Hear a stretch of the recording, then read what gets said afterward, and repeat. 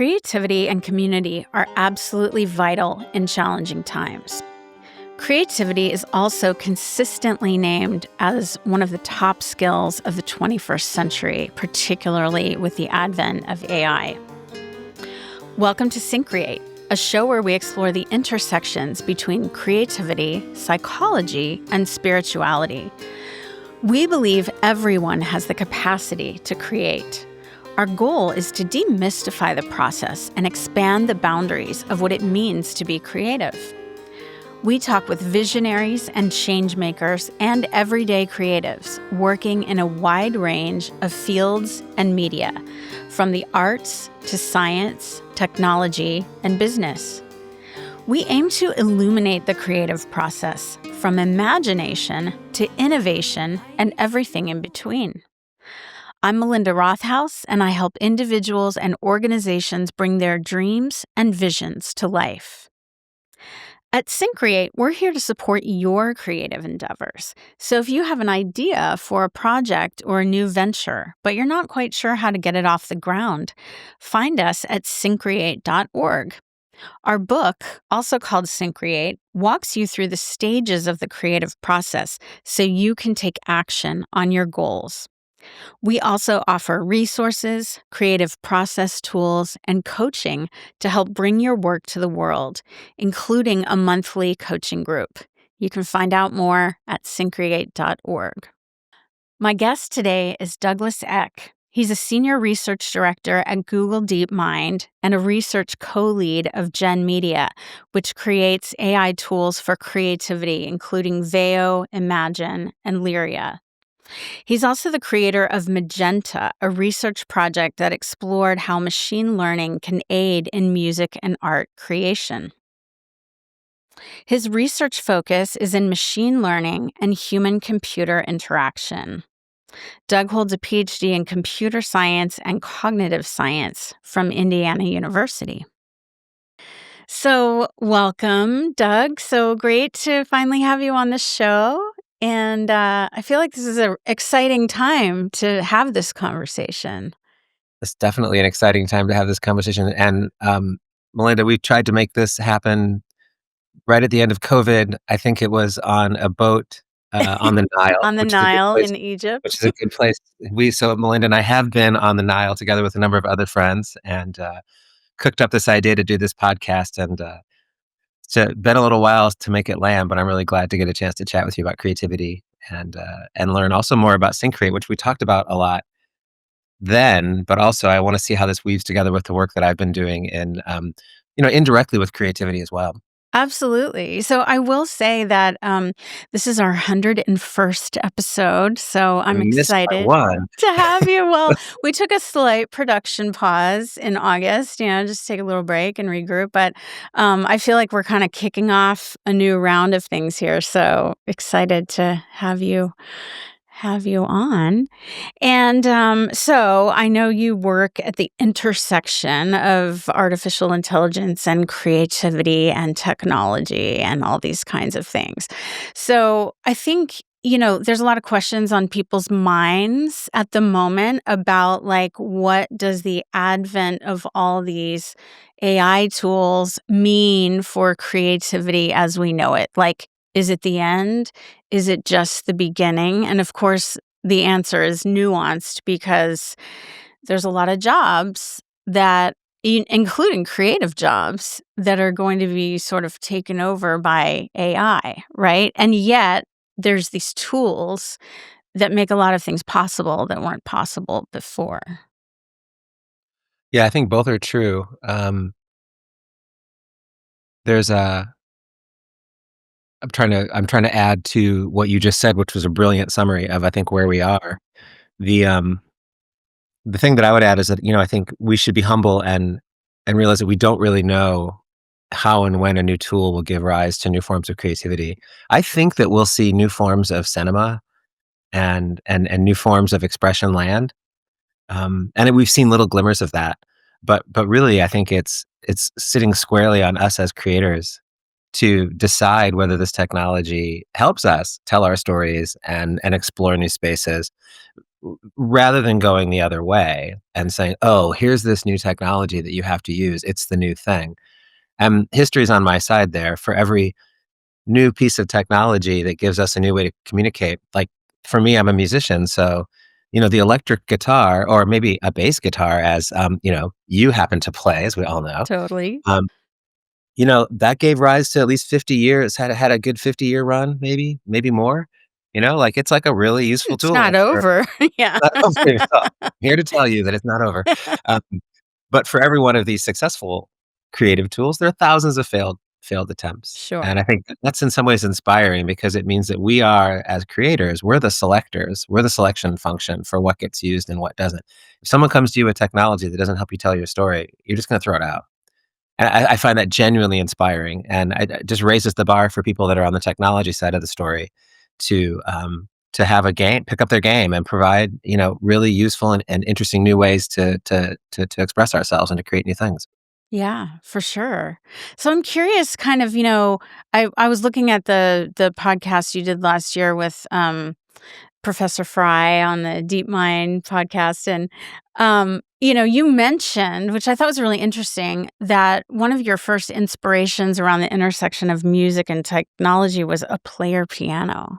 Hmm. And we had a player piano at my No way. house as well, that at one point was so sort of severely neglected that it had gone deeply out of tune, and we used to play the rolls on it, and it sounded like a haunted carnival, but Mhm. that's a whole different story. But, I'm curious kind of, how are you using these AI tools in your own music? That's a great question.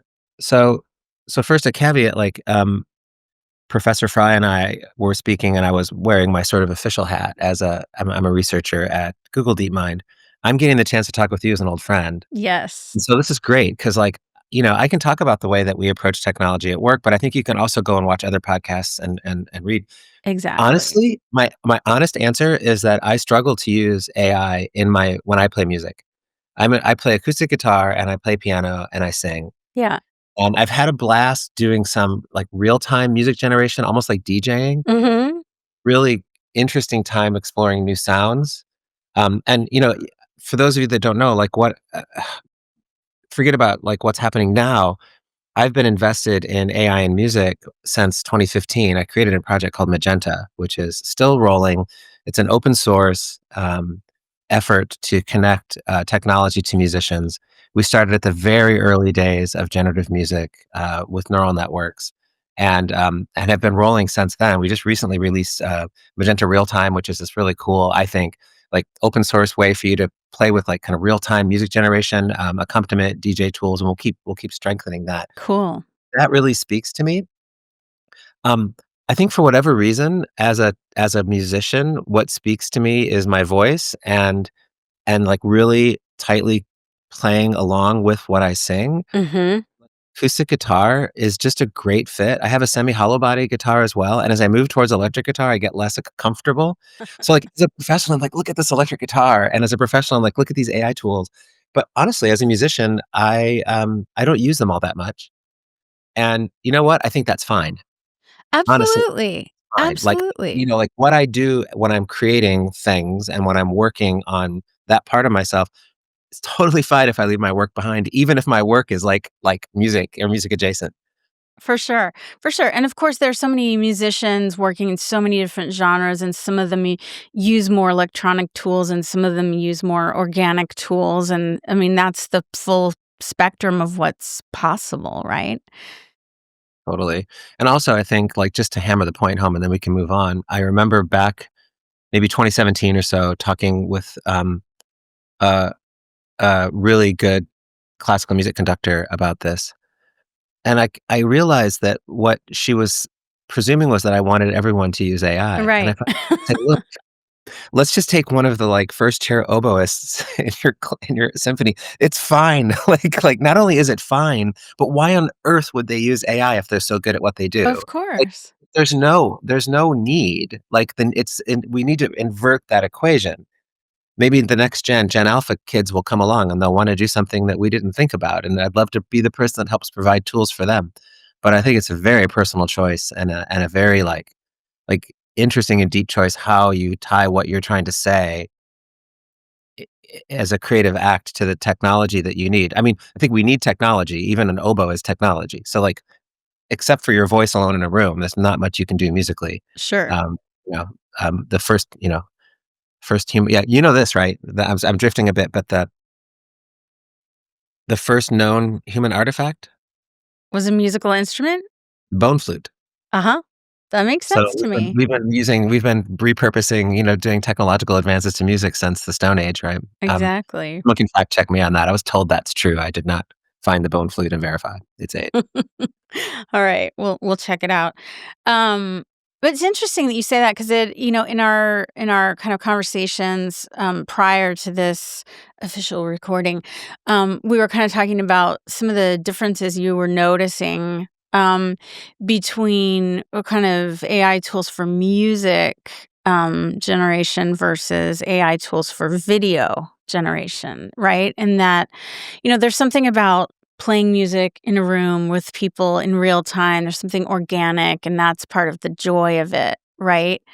And yet, you were suggesting there's been like a much greater sort of interest or use in some of these video generation tools because they allow people to bring into being visions that they couldn't realize other ways. Is that Yeah, is that a good, like, sort of totally true, and I yeah, think that's exactly what we talked about. Um, the it's, one of the ways to look at this that is, I think, equally important for any artist or musician is, how do you afford to do what you wanna do? exactly. I think there's a fundamental model, which is I have this idea clanking around in my head and I wanna get it out, Yeah. right? And if my idea is that I wanna do, I wanna film a car chase in the desert, that looks like it's out of Mad Max. Turns out that's pretty expensive to do if I need to really go out in the desert, Yeah. It's a lot of money, but, what we're seeing is that particularly I think there's at least some, relationship to how old someone is, but really I think it's about how progressed people are in their tooling and where the Mhm.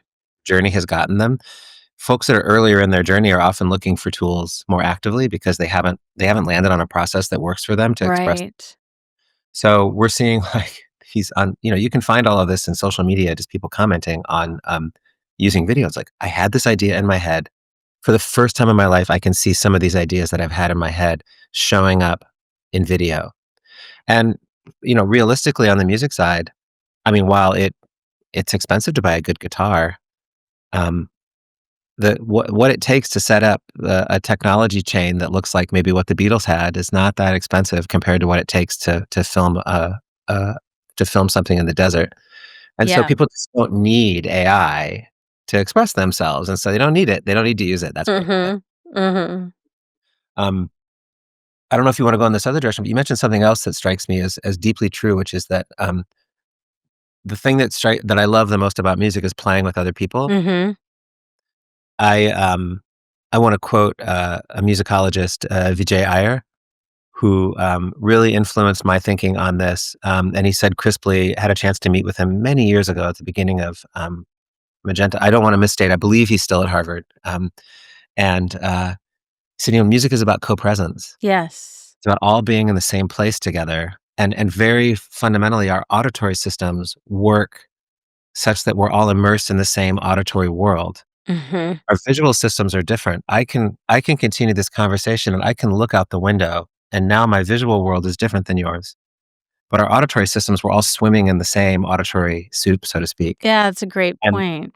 yeah, and so this idea that, like, we'd use music for co-presence, whether it's singing to a baby, which all mothers do, or at least all cultures have exhibited this, or whether it's in another sense using music or rhythm to keep people in the army synchronized as they march, maybe a less fun use case than singing to your Mhm. baby, or just jamming together, right? It's Right. all about being in the moment. Music lives in time. I don't know how important it is, but I think about that a lot and how different that makes music from the visual arts. Yeah.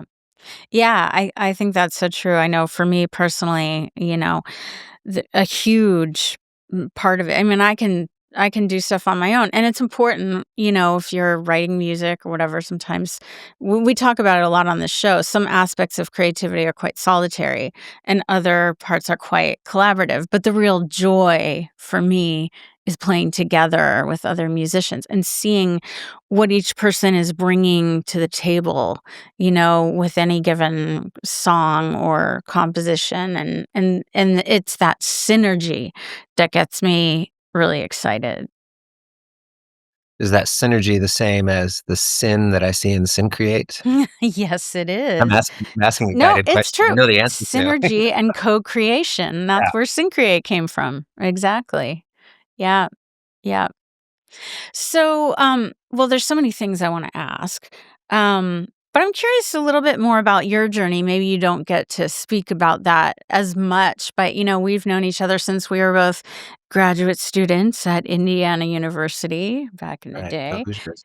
And I'm curious, how does a guy from South Bend, Indiana, get a PhD in cognitive science and music cognition, and um, and then end up at Google developing AI tools? Like, Yeah. could you ever have imagined when you were a kid where you would be now? And I'm curious because, for this show, we talk a lot about the creative process and the creative journey and like how does somebody get from A to B to C? Like, did you have a vision in your mind as a young person of what you wanted to do, or were there different kind of synchronicities that happened along the way? Wow, yeah, where to begin? So first, my imposter syndrome runs high. Don't tell anybody. Um, I have to throw in that the PhD was in computer science and cognitive science, Okay. lest colleagues at Google will lose all respect for me, you know?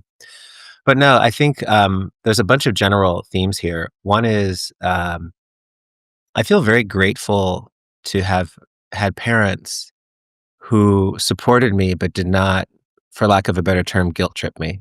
Yeah. I got to kind of roll my own adventure with my life. Um, my father, both of my parents have passed away. My father was an electrician. He worked for the public utility company, pulling meters and repairing them. He was high school educated. My mom was a secretary for insurance firms. They're both wonderful human beings, but they weren't the kind of parents who had mapped out my life for me, Right. right? You have to be a doctor. And I've met so many people along the way who've built their careers based upon their parents' expectations. Mhm. Mm, I got very lucky. I had parents who were supportive, but uh, not directing me quite so much. And so I had to sort of set my own compass. I think I was, kind of an odd bird. I think everyone knew um, that um, I was doing something creatively that other people weren't. And I think you see that in people. I don't Mhm. think it really reflects as being any more than saying, "Oh, I was particularly athletic," or "I was particularly," which I wasn't particularly athletic. Um, I think it's just an interesting trait. It's like kind of how your brain is wired and what you're wired to do. Um, my journey, I think, in the short version of this is I went to college. I was the first kid in my family to go to college, and I didn't know what I wanted to do, and I liked to write, so I was gonna do a journalism degree, and it ended up being an English degree. I had no idea what I was gonna do with it after I got out of school, but in parallel, I was fascinated with computers, and, I was, I got a job working in the computer labs at IU, Indiana University. You maybe, went to some of those computer labs, later. Mhm. So for the crowd here, Melinda and I met when we were both in grad school. This was the earlier version of me. So I got, sort of figured out the early internet, very early internet. I mean, DARPANET and Yeah. machines, like, before any of this had happened, and, I just was watching this happen, and so when I left school with an undergraduate in computer science, or sorry, strike that, with an undergraduate in English Lit, creative writing, um, I ended up getting a job as a database programmer, and talk about fake it till you make it. It turns out you can learn to code. Coding is writing. I view coding as writing, fundamentally. Mhm. People Mhm. that do one, and if your writer is out there and you've never coded, it's a kind of very structured essay writing. Now there's Mhm. level to it. You have to kind of understand what these new words mean, And this you new. have to learn the language. Yeah, Yeah. yeah, totally, but it's absolutely accessible, and even more accessible in the era of having ChatGPT and Gemini and Claude and all these tools to support that. Um, and, so once I had that, I was also a musician. I was playing guitar, self-taught with some lessons, like and I just ended up running that out until I got bored doing that. My musical career pinnacled, in Albuquerque, New Mexico, playing in coffee houses for bagels and a cup of coffee, and, writing my own songs and singing with other people. And, I just realized that I could I had to do something else. I just didn't know what. Yeah. And I was so fascinated with this nexus of music and computing. It was just so self-driven. Like, I for those of you, probably if you're listening to this podcast, you care about creativity. I was at that kind of like, it's like that boiling over point where you, like, just have this you have this thing you need to do and you don't quite know what it is, and the Mhm. figuring it out. Um, and so what happens within these times, and I guess I'm sure it's a pattern, but something will unblock that for you, and that's, did you call it synchronicity? The Mhm. right event at the right time, and Yes. my synchronicity moment was talking with my then girlfriend's mom, Anne, and saying, I'd really like I'm really fascinated in technology and AI and music, and I'd just love to, like, go back to grad school and do a PhD and actually do this as a researcher. Yeah. AI and music." And I was 24 at the time, and I knew it would take me 6 years because I was an undergrad in English Lit. So I have to do a bunch of basically have to do a master's and all. Yes, right, all the prereqs. Yeah. Mhm. And she just looked at me and she says, "You know what, Doug? You're gonna be 30 in 6 years. And you can be 30 with a PhD or without." And Right. it almost chokes me up now to remember that moment because it was just, Yeah. like, completely mundane advice. But that mundane advice, "Yeah, you're gonna be 6 years older, whether you have a PhD or not, kid." Might as But at well. that moment, at that time, it was the thing that just sent me down this side of a ridge and not down this other side of a ridge. That's amazing. Yeah. And from there, it was all just iteration. Like, that set me on my path. Mhm. And, then you just keep hill climbing and keep trying out new things. Yeah. Yeah. I can keep going, but I think that's a good moment to stop Doug's Yeah, by. no, and I think it's also a testament to, just the profound effect that talking to someone about your ideas can have, and Totally. the feedback we get, and even a casual seeming conversation can change the course of your life. Absolutely true. I'm not a, um I'm not a mystic, like, I'm a fairly straightforward person, but this idea of, like, synchronicity, as I'm defining it, which is probably a shallow definition, but just where you are at this place, at this time, a quasi-random event sends you in the right direction. Mhm. It's so true. You see it all the time in life. Yeah. And that's part of the I don't know, this sort of chaos of creativity in everyday life, right? Um Okay. So I think probably a lot of people kind of it's just sort of circling back a little bit, to the original question. We keep hearing all these headlines about how AI is going to take away all these jobs, including creative jobs. So, um, like, how can people stay ahead of the curve? And you kind of hinted at it earlier when you were talking about kind of the generational thing. And, like, I think part of it is not being afraid to play with the tools and experiment with them, right? Yeah, I think that's, so first, let me say something that I believe in firmly. Um, there are problems in the world that we should look at as a society and address. Yes. And those problems, I think, as let me think like a tech, like computer science person for a minute. Let me walk you through. It's really important in framing why and how Yeah. to AI. Yeah. Like, I think the number one problem that we face right now is climate change. Mhm. We could argue maybe it's number two, and there's something else. Political stability may be number one, etc. But, like, this is where this is me just talking as an individual here, just to stress that. But, like, we could make that list, and we could fight about the ranking, but, like, probably most of us would agree on the top 5. Now there's another list that you can build, which is the list of things that AI can solve. Yeah. And that's gonna be a very different list Mhm. because the first number 1, climate change is like it's there's a lot, maybe pushing battery technology, maybe, changing how transportation works. There are things we could do. I so firmly believe that we should, as a society, be focusing on that first list. And we should have the humility to say, whatever technologies we bring to the table, if they help with 5% or if they help with 10% of the problem, focus on the hard problems, right? Yeah. It's, and if not, if we don't do that, then what we're doing is a classic error, which is designing for the technology at hand Mhm. into cities for cars in the 40s and 50s, Right. Right. right? So I don't want to design societies for AI.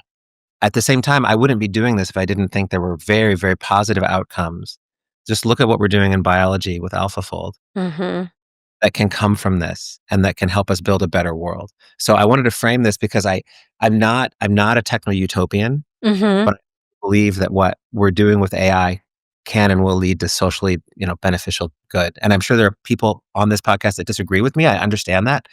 But I think if we're humble enough to focus on these hard problems, I think health is a huge place. Yes. Biology and basic science is a huge place where we can basically further our understanding of the world, use AI as a kind of simulated microscope to better understand the world. And that from that, as a scientist, I believe we will find solutions to other problems that we're trying to address that matter for us. Uh, Yeah. And I'm so glad to get a chance to say that on your podcast because I believe it, and there's not always space to talk about that. And we'll come back to the AI and societal change in a minute, but I wanted to get that Sure. out of.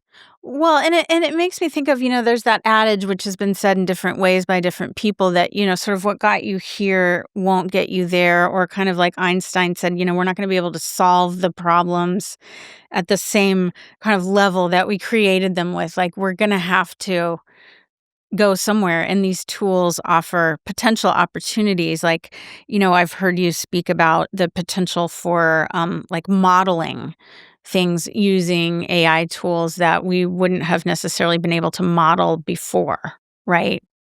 Right. Yeah. So, um, I just looked up a stat. I snuck in Okay. I Sneaky wanna devil. kind of wanna carry on this discussion. I wanna, like, if it's okay, we'll go back to the question. I'm not trying to dodge the question about, like, wait, what about AI and what do we do here? Right. Right? So, um, I think about other large societal changes. Mhm. One of them, and I think the scale of what AI could change in our society is probably at least proportional to what mobile did and what the internet did. Mhm. But, fun fact, I'm becoming a farmer, or maybe I should say I married a wonderful woman who's becoming a farmer, Yes. gonna learn to fix the tractors, Shout out to Amy. That's right, and, it's eye-opening. So one of the reasons Amy wants to work in farming, I'll give a shout out to our small farm in Sonoma County called Hop Yard Farm, Woohoo. um, is just believing that maybe there's room for a few more people to do farming and to have small scale farming having more impact on the food that we eat Yep. than large scale farming. And I'm mentioning this because if you think about AI, there was a sea change in farming. I just pulled up this stat. In the United States, about 83 to 90% of the population farmed in 1800, Right. right? Most of us farmed. Right. And now most of us don't farm. Right, and most of the farming is controlled by large corporations and not individual people or That's right. families, That's right? right. That's right. And like, this is not a podcast about farming, and I'm not equipped to be interviewed on a podcast What? about farming. I don't know what I'm talking about. But fundamentally, if you think about, there was a lot of societal upheaval that happened when people had to move to the cities, driving the Right. Industrial Revolution. So in some sense, the Industrial Revolution was the real draw here, Mhm. pulling farmers out and then providing technologies to change things. Um, I'm of two minds about this. And at the same time, we have child mortality rates fell from right around 50% across the globe to much, much, much, much lower. Um, I happen to be a city person.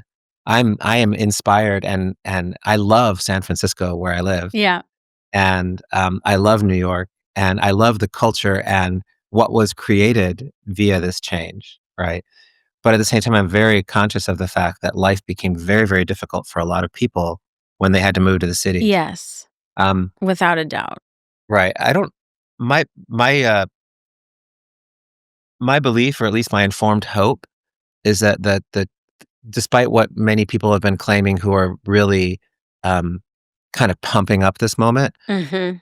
there will be job shifts and there will be adaptations to be made. Um, you know, I think they're manageable, but they're real. Like, they're real. Yeah. So I don't wanna understate they're real, and if even in the creative industries, there are jobs that won't exist in 5 A years. lot of writing jobs, design jobs, things like Yeah, that. Yeah. and, as a writer, that is, that's troubling. Mhm. My my belief is also that what we do, like, there's such a great and brilliant and lovely the way I call it, like, our non-zero sum game, which is, basically that if we solve one problem, we work on another one, Yeah. right? And that these transition periods get minimized and their impact is minimized by that.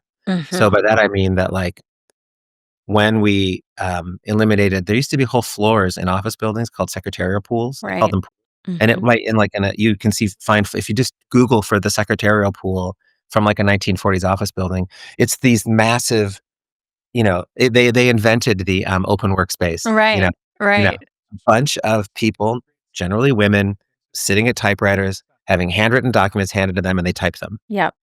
That whole world is gone. Mhm. And that whole but at the same time, I think, people have worked on different things and skilled for different things, and I don't really wanna go back to a world of secretarial pools, and I don't really wanna go back to a world of the agrarian pre-industrial society. Right. Um, And change is always happening. It always has, it always will. so then how do we write out this one? Well, Mhm. first, I mean, I think it's on everybody to lean in a little bit to the technology that's coming at you, whether it's an automobile, or it's AI. And, the analogy that I love to use is an avalanche. Mhm. It's it's not a very dark analogy, but, the reason I use avalanche is that it's an event that happens in time and has a beginning and an end. So if you're in a particular mountain range, And also a very forceful event. yeah, that's right. So things happen fast and happen forcefully, powerfully. If you're in the mountains, there's an avalanche on Wednesday. If you were there on Tuesday, you're fine. You ski right through it. Mhm. There on Thursday, well, okay, at least it's over. Like, there's probably some debris left behind. But if you're there on Wednesday, look out. Right. And the folks that are there on Wednesday, in my analogy, are basically kind of late career people, middle to late career people. Everybody, but I think folks that have already built their tooling. And Mhm. when that happens, the ground gets pulled out from underneath you. Yeah. And you can all, forgive me for the corny analogy and pushing it too far, but avalanche survival is about swimming and trying to keep your head above the snow. Mhm. All about just run, just fight, fight, fight, fight, fight. If you just ride it out, you get buried. And I think even though it's a corny analogy, there's a kernel of truth to that there are so many ways that people can augment what they're doing with technologies as they move through, and staying a little bit ahead of that curve puts you in is much stronger position than kind of sticking your head in the sand or in the snow, Absolutely. And so Mhm. I say, even if it's not something you love, it's on you to understand where technology is going and what that's doing for society. And then it's on us as a society to build out the policies. And I'm not here to comment on policy or basic income or all of these things, right? But build out the world we need to build out as technology supports us in solving some problems and creates new ones. Yeah, and I think, as we were sort of talking about earlier, there's always technological tools that are being developed and all these kind of things. And then at the same time there's also these sort of like old-fashioned people-centric things like playing music in a room or, human interaction that can't be replaced. Of course, we hear a lot of talk about, AI therapists and people having AI Right. relationships and things I like that, but think that's a terrible idea, but whatever. Like, right. Right. So I'm curious with some of these like AI tools specifically for creativity. Um, obviously there's tons of pros and tons of cons, and we could talk about a lot of these different things. But I'm curious, kind of, that old adage by Marshall McLuhan, the medium is the message. I'm curious what you think about, as we see more and more AI generated, especially kind of images and video.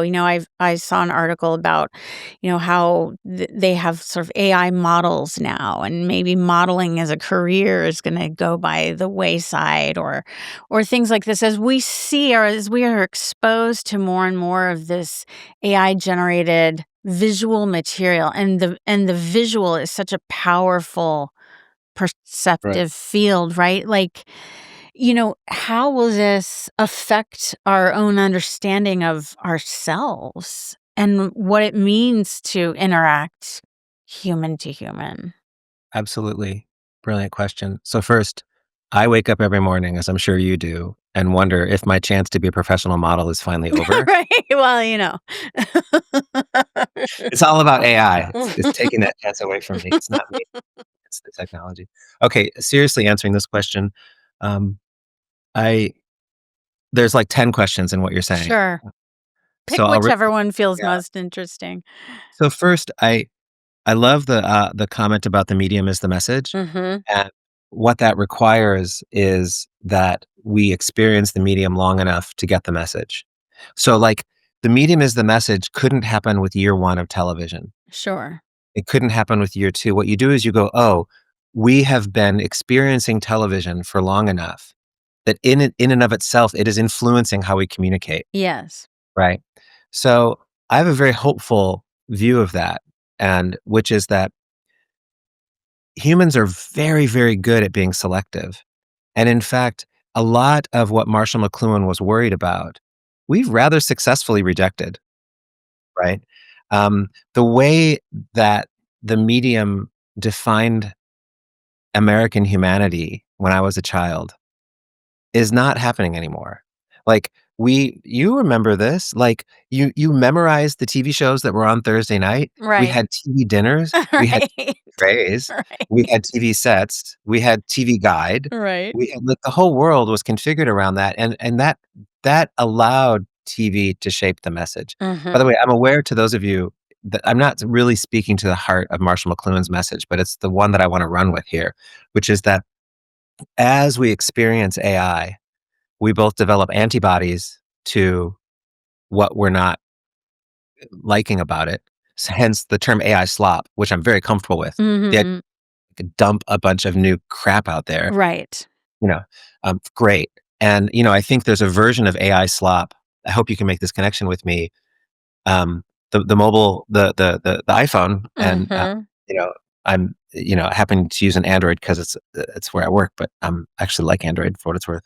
But like this created kind of photo slop, like the fact that you could just take 1,000 photos at the beach, or you could take 1,000 photos at a party. People are like, yeah, where's the curation in that? Mhm. So I think in some ways, even Instagram in its earliest days, when Instagram was really about sharing your photos, Mhm. kind of was pushing against this idea that you would wanna just share a folder of 1,000 photos. Here's Right. you know? It's like the modern version of that person when we were kids who's like, "Do you wanna see the slides of my vacation?" And, like, Right. an hour later, they're, like, clicking, and you're like, Right. "Please stop," right? Right. "Please stop," right? Right. Like, that is so easy to do now with a mobile phone, like, you basically Mhm. storage. So we've kind of self-regulated that. I think I would call that like iPhone slop, you know? It's something that this technology gave rise to.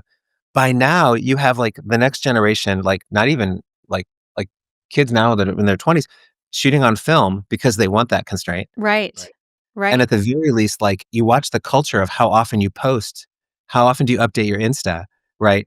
Like, it's all very metered. Well, and how Oh, do you choose what you wanna actually put out absolutely. there? I mean, All there's still a super curated. curation aspect to it, and you're not just gonna dump your entire phone full of photos on Instagram, hopefully.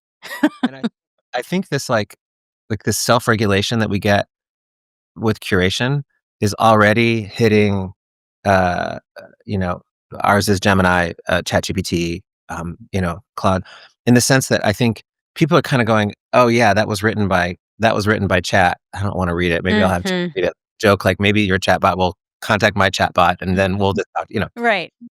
The point is like that. That is like a societal immune system response that takes time to build Right. because you have to experience this new world for a few months or a few years before you can build them, and Mhm. I applaud those being built. Even though I am a big I think AI has a great role in music making, I have no problem with someone like, "I don't want a single shred of AI in my music." Yeah. Great, provide it for you. I got my guitar. You wanna sing? Yeah. Right? Right. And I see that happening, across the board. So that's only part of what you were saying, which was kind of the Marshall McLuhan message is the medium, and, like, how does that what's happening with AI? I think we're already seeing great signs of us building up the immune response, so to speak, or just, like, rejecting what we wanna reject as a society. The voice is Mhm. very strong, about, how and when we want this. Um, then the question is, what do we build and how do we pull forward? You can steer me differently, but I would switch and talk about education right now. Sure. Let's Okay. do it. So what I'm seeing, I'm very, very excited. My combination of fear and excitement about education with Mhm. with AI. Yeah. I worry about where we are with the current tools. It's just really easy for like lazy kids. By the way, that means all kids. Sorry, lazy kids. Including graduate students who I teach, That's right. know? It's like I don't want to do my homework. I'll have chat do it for me. But I think we're already seeing glimmers of like very interesting self-guided educational experiences be made possible. Mhm. I believe, like, I'm always trying to advance as a guitarist. I'm not a particularly good guitarist. I mostly play rhythm guitar to sing. But, over the years, I've been trying to get better at playing lead guitar, Sure. kind of bluegrass and also country and then also, straightforward rock and jazz. And, like, we're so close to me being able to go in and say, five here are 5 books that interest me about how to learn the guitar. Help me build a curriculum. I wanna practice 2 hours a night. Help me judge what I'm doing. Like, all of that, right? Like, that's we're just getting on top of this hill of understanding this technology. Mhm. We could open up a bunch of, I think, really inspiring directions to go. And so the reason I focus on education is it's definitely a double-edged sword. Yeah. We definitely see that, like, kids overwhelmed with social media and having access to AI to solve problems for them may find themselves in a position where they haven't been appropriately tooled to be critical thinkers Right. or good writers, which is really something to worry about. At the same time, if we can get through that and build out the right tooling, um, and the right constraints, then I think we can actually use AI as a really great accelerant for learning and actually offer kids, especially kids that don't have quite the same opportunities, access to really high quality, personalized, in real time training opportunities, and that's Mhm. inspiring. No, And it so is, and it's interesting because it's sort of anecdotally when I talk to people just in my day-to-day world, I can't believe how many people are using, these chat platforms, um, in really interesting everyday ways as a tool of, like, personally directed exploration. Mhm. Right? Like, how can I refine my business model? Or, I've got these ideas. I'm not quite sure how they all fit together. I'm going to throw them in the chat and like see, and that they're getting inspiration and able to kind of synthesize and think about things in different ways through their sort of self-directed interactions. I love that. I love that, and I love the self-directed part of it. Mhm. So I predict that, we'll see more and more ways in which, A, teachers can do their jobs. Mhm. Part of the job is to be a critic and to say, "This you did this right, and you didn't do this right, and I'm gonna give you this grade," and having seen systems where the, kids don't have that sort of critical feedback, I think, we need that. But as we get better and better systems for doing that, I think AI can be a really, really helpful, goal. Well, this has been such a fascinating and far-ranging conversation, even beyond what I was kind of imagining. And I want to not to end it on like a dark note, but I think this is an interesting topic that doesn't always get a lot of attention because we, myself included, tend to talk about how wonderful and amazing creativity is and how great Mhm. and everyone's creative and, la la la. There's a dark side of creativity also. And we can talk about this in terms of technology and just creativity more broadly because creativity itself is kind of value neutral, right? Oh, totally. We can use our creativity to do a lot of wonderful and amazing things. And as we were talking about earlier, to be, of benefit in the world and solve complex problems. We can also use our creativity and some of these tools that the technology is offering, to create destructive things, right? And and I know that some of these platforms or these tools have certain like limits sort of built programmed into them so that there's certain places you sort of can't necessarily go with them, and then we get into questions of like censorship and things like that. So I'm just curious what your thoughts are on you know the potential dark sides of some of this. Yeah. So we're very sensitive question, and very good question. So first, as a parent, it's Mhm. obvious to me that we need strong limits on the kinds of media that people can create and circulate, right? Right. And there are already, laws in place for this, and we may need refreshing. And I definitely don't want to go down a policy direction. It's Right. too close to the hat that I wear at work, and there's Yeah. just and I'm not. It's not what I do Right. as a parent and as a technologist, and it's just a human being on this planet with everyone else. Yeah, of course. Um, I think we need to, as a society, just set very, very strong social guidelines for what's acceptable and what's not. For particularly video generation and image generation, but also for text generation and the downsides of what it means to be able to do things like control robots. Um, One thing I would say is that while AI opens new doors to this, both good and bad, we've been dealing with this for a long time. Mhm. Um, there are some shocking stories to to all of this. One of them that I just read yesterday, and it actually made me sick to my stomach. Child pornography was not outlawed in all states, even in 1970. You could legally buy magazines of child pornography, and I was alive in the 1970s, and I think where Yeah. we're sitting right now, that is just like, "Are you kidding me?" Right? And so our social norms are constantly moving, we're constantly correcting, and we need to absolutely be 100% solid on making sure that we don't create situations like child abuse downstream from these kinds of tools. I Of focus on course. child abuse mostly because I read about it yesterday. There are many other problems, but it's a big one, right? Sure. Sure. Um, Of course. and it's like a red line drawn in the sand.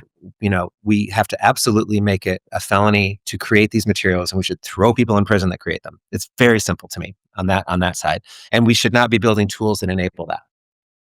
Um, On the so other hand, yeah, I know of instances of creators who feel frustrated by some of these limits, not because they're trying to create child pornography or anything like that, but what would you say to a creator who feels a little bit stifled yeah, by some of we these s- I imposed see this all the time myself. limits? Yeah, so Yeah. the filters.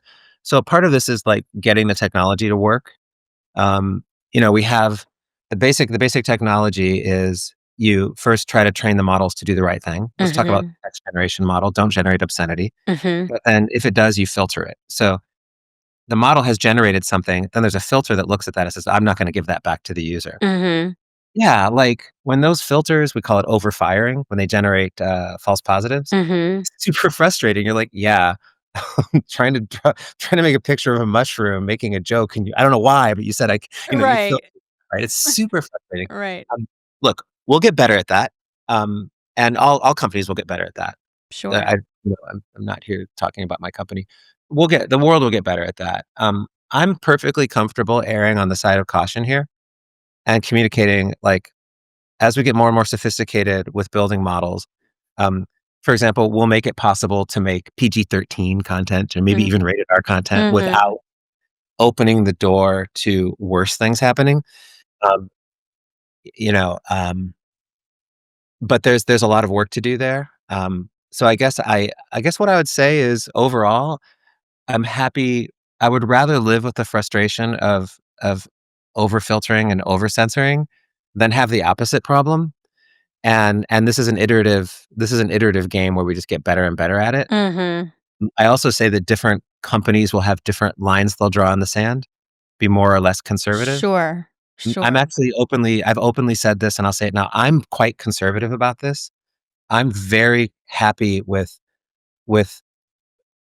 content that could be damaging being very hard to generate, even at the expense of limiting the nearby content, especially Mhm. for everyday users, right? Mhm. But I'm also happy to keep improving things. But yeah, Yeah. it's really scary. Like, like we need to do this right. It's on us to do this right because you know, the potential damages are high. Yeah.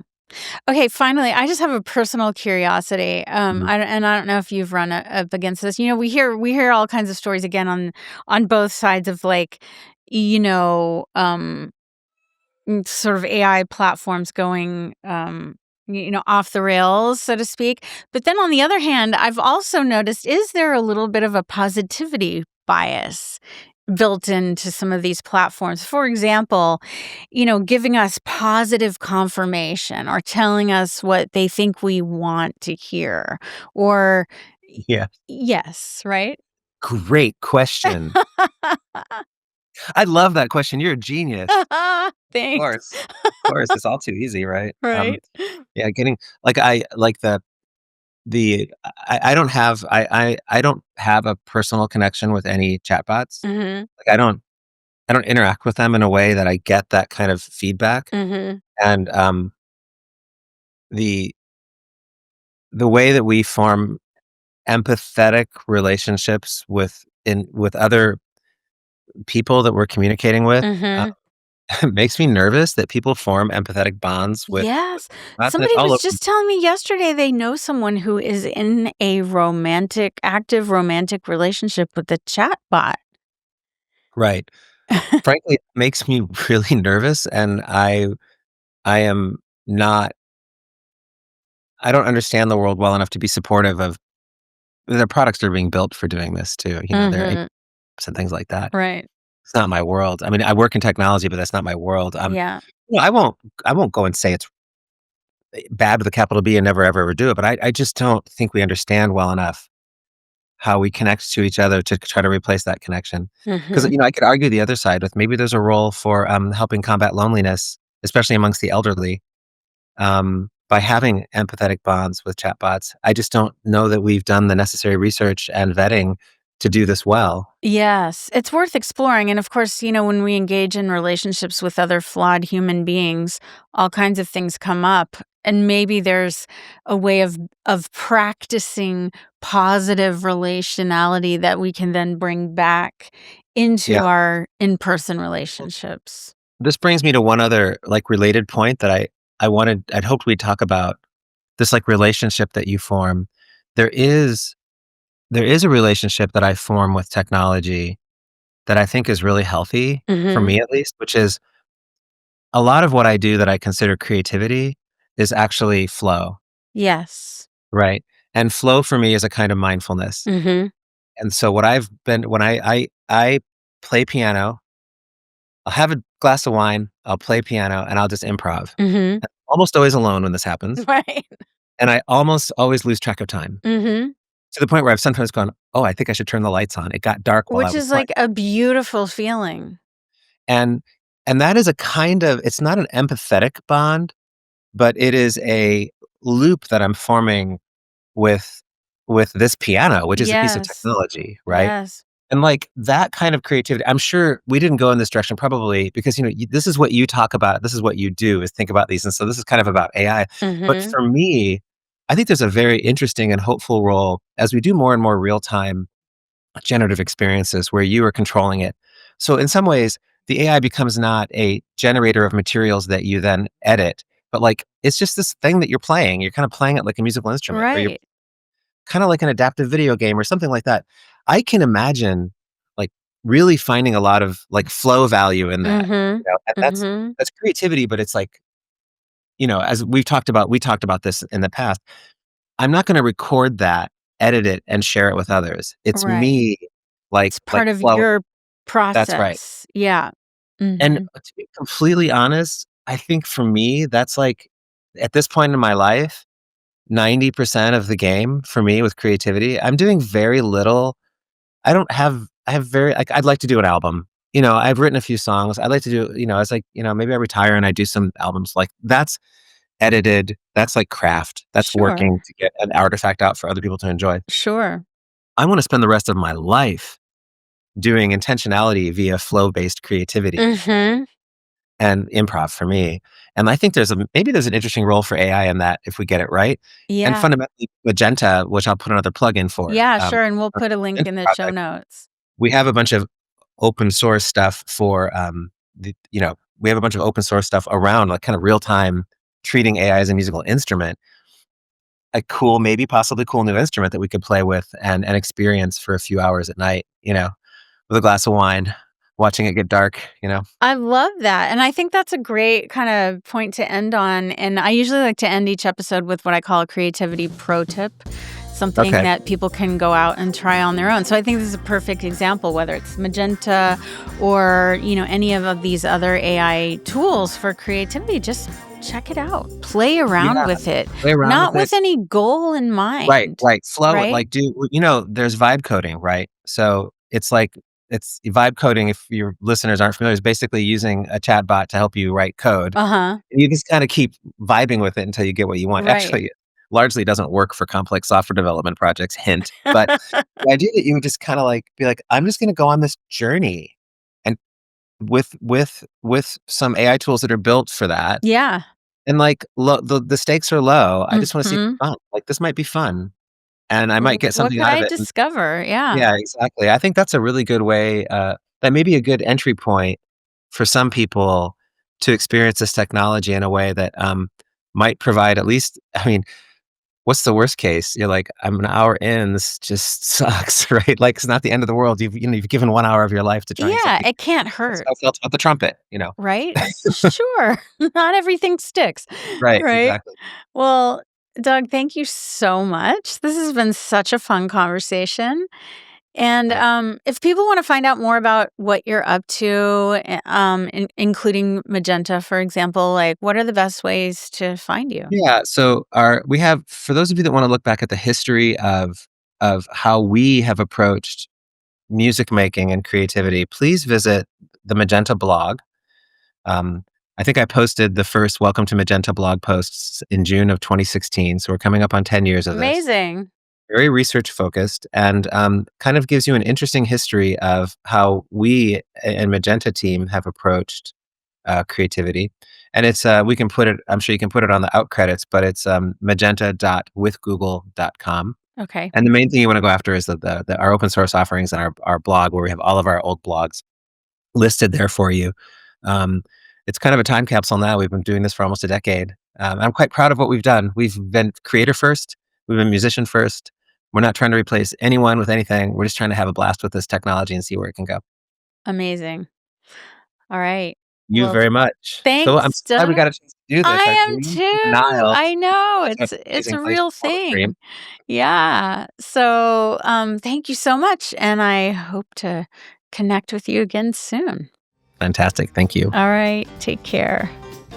Find and connect with us on YouTube and social media under Syncreate. If you enjoy the show, please subscribe and leave us a review. We're recording today at Record ATX Studios in Austin, Texas, with Doug joining us from the Bay Area. The podcast is produced in collaboration with Mike Osborne at 14th Street Studios. Thanks so much for being with us, and see you next time.